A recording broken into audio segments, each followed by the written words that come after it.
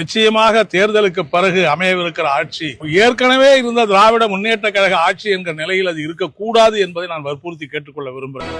சாதிக்க பிறந்தவன்டா இந்த சக்கரபாண்டி, உன்னை சோதிக்க பிறந்தவன்டா இந்த வெற்றிவேலு. இன்றைக்கு இளைஞர்கள் மத்தியில் வேலையில்லா திண்டாட்டம் பூதாகாரமான பிரச்சனையாக வளர்ந்திருக்கிறது. எல்லா இடங்களிலேயும் பணி நிரந்தரம் அல்ல, ஒப்பந்த தொழிலாளி மட்டுமே வைத்து வேலை வாங்குகிற அந்த முறையை கடந்த பல ஆண்டுகளாக தமிழகத்தில் இருக்கிற அரசுகள் செயல்படுத்தி வருகிறது. மார்க்சிஸ்ட் கம்யூனிஸ்ட் கட்சியை பொறுத்தவரையில் நாங்கள் நிச்சயமா அதை எதிர்த்த போராட்டத்தை, இந்த கொள்கை ரீதியான போராட்டத்தை வரக்கூடிய காலத்தில் திராவிட முன்னேற்ற கழக அரசு ஆட்சியில் அமர்ந்தாலும் கூட இந்த உறுதிமிக்க போராட்டத்தை நாங்கள் தொடர்ந்து முன்னெடுப்போம் என்பதை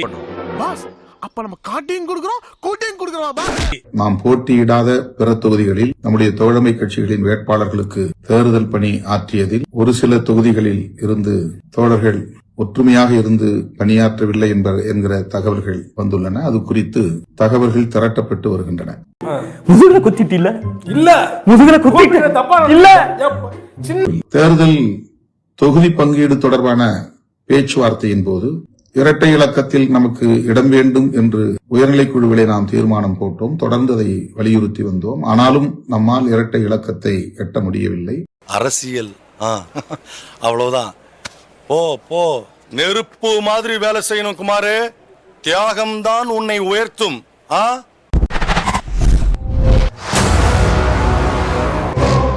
திரு ரங்கராஜ் பாண்டே அவர்கள், அவரிடம் கேட்பதற்கு நிறைய இருக்கின்ற வாரங்கள் அவருமே கேட்போம். வணக்கம் பாண்டே சார். ஆக்ஷன் பிளாக் மாட்டிருது, ஃபுல் என்ஜாய்மெண்ட் தான். வாங்கடா. தமிழ்நாட்டில் இப்ப படுத்துக்கிட்டே ஜெயிக்க போறோம் 200 சீட்டு உத்தரவாதம்னு இருந்த திமுகக்கு இன்னைக்கு தமிழக முதலமைச்சர் ஒரு அறிக்கை கொடுத்திருக்காரு. நம்ம பேசிக்கிற தருணத்துல கவலைப்பட வேண்டாம், நம்ம எப்படியா இருந்தாலும் நம்ம வெற்றி பெற போது உறுதி.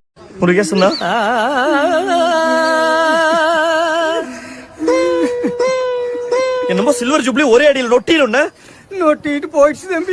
எலெக்ஷன் ரிசல்ட் வருது. ஆமாங்க, நான் எப்படி பாக்குறேன்னா ஆக்க பொறுத்தவங்க ஆற பொறுங்க. ஒன்றும் இல்லை, 4ஆம் தேதி மார்னிங் 8 மணிக்கு ஆரம்பிச்சா 5 மணிக்கு தெரிய போகுது ரிசல்ட். அதுக்குள்ள நம்ம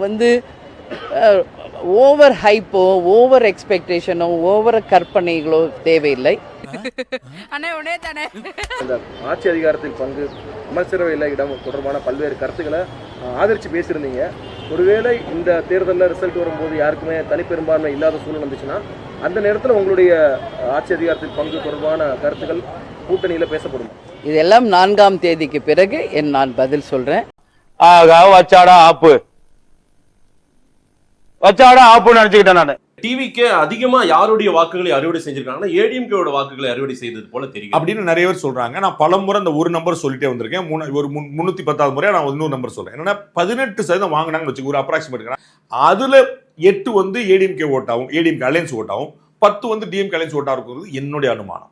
பார்பிக்யூ ஸ்மெல் வரல ஓ பெரியப்பா வீட்டுல எதுவும் அடுப்பு எதுவும் வாங்கி இல்லையே, அதெல்லாம் வாங்க. டேட்டாஸ்லயும் பாத்தீங்கன்னா ஏடிஎம்கே வாக்குகளை தான் கபலீகரம் பண்ண மாதிரி டேட்டாவே நான் பார்த்தேன். அவங்க அனலைஸ் பண்ணது அவங்க எப்படி பெண்கள் வாக்குகள் குறிப்பா அதிகமா ஏடிஎம்கேவோட வாக்குகளை தான் இவங்க ஹைஜாக் பண்ண மாதிரி தெரியுது.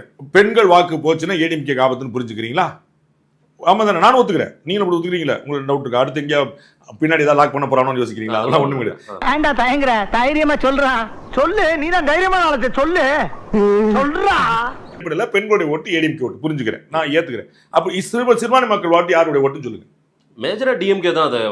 ரைட், கரெக்டா வந்துட்டீங்க. சிறுபான்மை ஓட்டு பிரிஞ்சிருக்கா, பிரியவே இல்லையா? பிரிஞ்சிருக்கு. அவ்வளவு. அப்ப யார் கிளாஸ்? நம்ம ஆட்டோக்கார தம்பி எங்க இருக்கான்னு கொஞ்சம் பாருங்கம்மா. முதல் கேள்வி கேட்டோம், யாருக்கு வாக்களிச்சீங்கன்னு. தாவேக்கான்னு சொன்னாங்க. ரொம்ப சரி, சூப்பர். போன முறை யாருக்கு வாக்களிச்சீங்க? நான் கேட்டதுல 90% பேர் திமுக வாக்களிச்சேன்.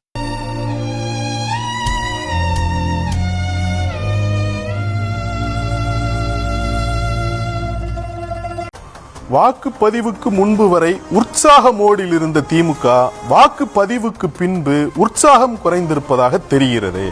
எனக்கு உற்சாகம் மாதிரி தெரியல, ஒரு பெரும் குழப்பம் இருக்குன்னு நான் நினைக்கிறேன். அது உற்சாக குறைவுன்னு நான் நம்பல, பயங்கர கன்ஃபியூஷன்ல இருக்காங்க. பயப்பரியா குமார்? அது சோகம் மாதிரி எனக்கு தெரியல, சந்தோஷம் மாதிரி எனக்கு தெரியல. அது ஒரு பயங்கரமான குழப்பத்தில் இருக்கு. அந்த குழப்பத்துக்கான காரணம் நான் அவங்க தோற்றுருவாங்க நம்புற மாதிரி எனக்கு தோணல. ஒருவேளை கூட்டணி ஆட்சியா அமைஞ்சிருச்சுன்னு வைங்க, அதுவும் காங்கிரஸ்காரனை நம்பி கூட்டணி ஆட்சி தேமுதிகவோட நம்பி பாருங்க. மொமெண்டம் நிறைய ஏடிஎம்கே லாஸ் பண்ற மாதிரி தெரியுது. லைட் நீங்க டிவிகே பக்கம் வச்சிருக்கீங்க, இதயத்தை வந்து டிஎம்கே பக்கம் வச்சிருக்கீங்க. ஆதேஷ் வந்து சார், இதயம் எடப்பாடி பக்கம் சார். உன்னை பத்தி எனக்கு தெரியும். தீப்புரி ஆறுமுகம் வந்து ஒரு ஜோக் சொன்னார். சீட்டு கொடுங்க, நான் தலைவர்கிட்ட கேட்டேன், உனக்கு இதயத்தில் இடம் கொடுத்திருக்கிறேன் அப்படின்னார். இதயத்தில் இடம் கொடுத்துருக்காரு என்ன அர்த்தம்? சீட்டு கிடையாது அர்த்தம். நீங்க எடப்பாடி பழனிசாமி ஏடிஎம்கேக்கும் இதயத்தில் இடம் கொடுத்துருக்க என்ன அர்த்தம்? பிம்பிளிக்கு பிளாக்கி. ஒரு மனுஷன் போய் பேசலாம், ஆனா ஏக்கர் கணக்கில் எல்லாம் பேசக்கூடாது. அது எப்படா நெஞ்சில கொஞ்சம் கூட ஈரம் இல்லாம இவ்வளவு பெரிய பொய் சொல்ற? சென்னையில எனக்கு தெரிஞ்சு எல்லா தொகுதியுமே மொத்தமா அள்ளிட்டாங்க டிஎம்கே போன முறை. இந்த முறை எல்லாருமே பதட்டத்தில் இருக்காங்க. எனக்கு தெரியும் எல்லாருமே பதட்டத்தில் இருக்காங்க. ஏமாத்தி போட்டாங்க பெரியப்பா, நல்லா நம்ப வச்சு மோசம் பண்ணிட்டாங்க பெரியப்பா. தொங்கு சட்டசபைன்னு எல்லாம் பேசுறாங்க சிலர். அந்த மாதிரி எல்லாம் வர வாய்ப்பு இருக்கு. ஒன் சைடட் இருக்காது ரிசல்ட். அப்போ ஒன் பார்ட்டி மெஜாரிட்டி இருக்காதுன்னு சொல்ல வரேன். பேச்சாடா பேசுன, கொஞ்சம் நெஞ்ச பேச்சா பேசுன. மன்னர் பரம்பரை, மண்ணாங்கட்டி பரம்பரை, நீயே இப்ப மாவு கட்டு பரம்பரை ஆகிட்டாங்க. பாஜகவுடைய 27 சீட்டு பெரிய அளவுக்கு ஒரு கிரவுண்ட்ல ஒரு தாக்கம் ஏற்படுவது போலவே தெரியலையே சார். தாக்கம் இருந்தது போலவே தெரியலையே. ரிசல்ட் பாருங்க, காங்கிரஸ் எவ்வளவு தாக்கம் இருக்குன்னு தெரிஞ்சும்ல. காங்கிரஸ் திமுகவோட தயவுல போய் அது ஏன் சார் பேசுறீங்க அப்படின்னு சொல்லி எப்ப பாத்து நான் வந்து ஏதாவது பாஜக பத்தி பேசுவேன், நீங்க ஆமாமான்னு சொல்லுவீங்கன்னு பார்த்தா நீங்க பொசுக்கு நான் இந்த பக்கம் வர போறேன், நீங்க அந்த பக்கம் வந்துறீங்களா? உங்களுக்கு வருத்தம் கரெக்டா கட்டுவிட்டா? தனியா பேசலாம் சார், நம்ம பிஜேபி தான் பேசணும். நீங்க எதனாலும் பேசுங்க சார். உனக்கு என்னப்பா, நீ பைத்தியம். நீ என்ன வேணாலும் பேசலாம், நாங்க அப்படியா? நாங்க சரியா தான் பேசுறோம். சந்தோஷ் கோயம்புத்தூர் மீட்டிங்ல அவருடைய மீட்டிங் உள்ளரங்கள பேசினதே சில தகவல் நமக்கும் கிடைச்சது சார். உங்கள்ட்ட தான் பேசிருப்பாரு. சிங்கிள் டிஜிட் தான் வர்ற மாதிரி இருக்கு. அப்படிதான் நம்ம நானு என்னுடைய கணக்குல 8 சீட் எடுப்பாங்க நம்புறேன். எங்க பாஜக 12 வரைக்கும் போகணும் அவங்க ஆட்கள் சொல்றாங்க, கட்சிக்காரங்க சொல்றாங்க. இருக்கலாம்ன்ற என்னுடைய கேள்வி என்ன, பாஜகவுடைய சத்தமே கேட்கலையே, காங்கிரஸ் சத்தம் கேட்டுச்சான்னு கேட்கிறேன், தேமுதிக சத்தம் கேட்டுச்சான்னு கேட்கிறேன். மதிமுக சத்தம் கேட்டுச்சா? பாஜக தான் நிறைய சத்தம் போட்டு இருந்தாங்க சார். அதுக்காக தான் சார் அந்த சத்தம் உங்களுக்கு தேர்தலுக்கு பிறகு. ஐயோ டேய், அவன் தான்டா இன்னைக்கு பெரிய வேலை பார்த்து விட்டு போயிட்டான். நம்முடைய கட்சியின் சார்பில் அனைத்து சட்டமன்ற தொகுதிகளிலும் தேர்தல் பணிக்குழு நியமனம் செய்யப்பெற்று ஆங்காங்கே தோழர்கள் தொகுதி வாரியாக கட்டுக்கோப்பாக இருந்து சிறப்பாக பணியாற்றி இருக்கிறார்கள், ஒரு சில தொகுதிகளை தவிர. ஏன் சார் அழுகுறீங்க சார்? சவுண்ட் வரலையே சார். எல்லாரும் என்ன ஏமாத்துறாங்க. திமுகவுக்கு அவர்கள் நெருக்கமாக இருந்தார்கள். அதனால்தான் 3 பேருக்கும் பனையூர் பாபு உட்பட அடிப்படையில் தான் பொது தொகுதிகளில் வென்ற தம்பி ஷானவாஸ் அவர்களுக்கும் தம்பி SS பாலாஜி அவர்களுக்கும் இந்த முறை நான் வாய்ப்பு தர இயலாமல் போனது. எனக்கு வருத்தம்ப்பா, எனக்கு ரொம்ப வருத்தம். இத்தனை நாள் என் கூட பழகிட்டு இப்படி பண்றீங்க, அசிங்கமா இருக்குதா?